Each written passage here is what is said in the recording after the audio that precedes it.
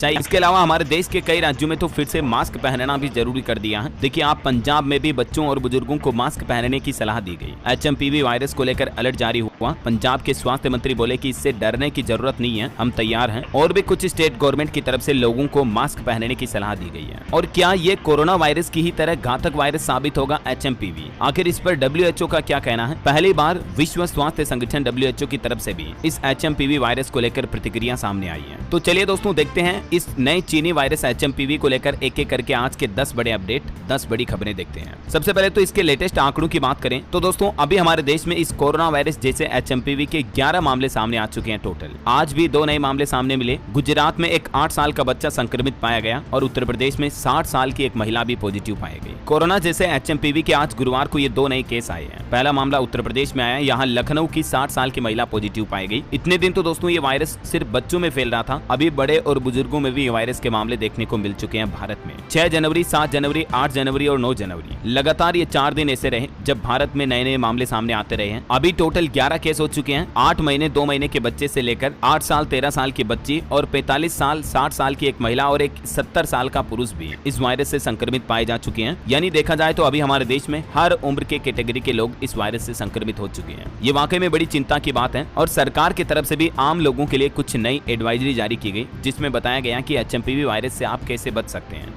देश में संक्रमण के बढ़ते मामलों के बीच आपको इसके लक्षण और खतरों को जरूर जान लेना चाहिए। आखिर कितना खतरनाक है ये एचएमपीवी वायरस, किन लोगों पर कितना असर होता है, इसके क्या लक्षण है और कितने दिन तक इसका असर रहता है। चलिए इन सभी सवालों के जवाब विस्तार से जानते हैं। सबसे पहले देखिए एचएमपीवी वायरस का सबसे ज्यादा खतरा किन लोगों को होता है। तो ये बात तो आपको पता ही होगी कि छोटे बच्चे जिनका इम्यून सिस्टम पूरी तरह से विकसित नहीं होता, उन्हें सबसे ज्यादा खतरा होता है। इसके अलावा जो बड़े बुजुर्ग 60-70 साल से ऊपर के उम्र के लोग बाग हैं, क्योंकि उनमें भी उम्र बढ़ने के साथ साथ शरीर की प्रतिरोधक क्षमता कम हो जाती है, तो ऐसे लोगों को भी ज्यादा खतरा होता है। इसके अलावा जो अस्थमा के मरीज हैं, सांस से संबंधित बीमारियों से पीड़ित लोग हैं, उनको ज्यादा खतरा होता है, क्योंकि ये वायरस भी कोरोना की तरह सीधे हमारे श्वसन तंत्र पर अटैक करता है। और एक जो क्रोनिक बीमारियों से ग्रस्त लोग बाग होते हैं, जैसे डायबिटीज या हार्ट की समस्या वाले लोग, उनको भी इस वायरस का खतरा ज्यादा होता है। दोस्तों चाइना से शुरू हुआ ये वायरस अभी दुनिया के कई देशों तक पहुंच चुका है। प्राप्त जानकारी के मुताबिक चीन के बाद ये वायरस अमेरिका, मलेशिया और भारत में भी पहुंच गया है। यही वजह है कि भारत में भी स्वास्थ्य मंत्री JP नड्डा की तरफ से सभी राज्यों को एडवाइजरी जारी की गई। केंद्र सरकार भी अलर्ट मोड पर है। ये वायरस का संक्रमण कैसे फैल सकता है, तो इसको लेकर वैज्ञानिकों ने रिपोर्ट भी जारी की, जिसके मुताबिक संक्रमित व्यक्ति के पास में खांसने छींकने से भी संक्रमण फैल सकता है। ऐसी वस्तुओं या सतहों को छूना जिन पर वायरस हो, उससे भी संक्रमण फैल सकता है, या मुंह, नाक या आंखों को छूने से भी संक्रमण फैल सकता है। तो इन बातों का जरूर आप ध्यान रखें। हालांकि वैज्ञानिकों और स्वास्थ्य विशेषज्ञों का कहना है कि घबराएं नहीं, क्योंकि ज्यादातर संक्रमित लोग बाग आसानी से ठीक हो रहे हैं। इस वायरस में मतलब लोगों का डेथ रेशियो बहुत ही कम या न के बराबर है, यूं कह सकते हैं अपन। एक सबसे बड़ा सवाल ये है दोस्तों कि क्या फिर से हमारे देश में या दुनिया में कहीं लॉकडाउन जैसी स्थितियां पैदा हो सकती हैं।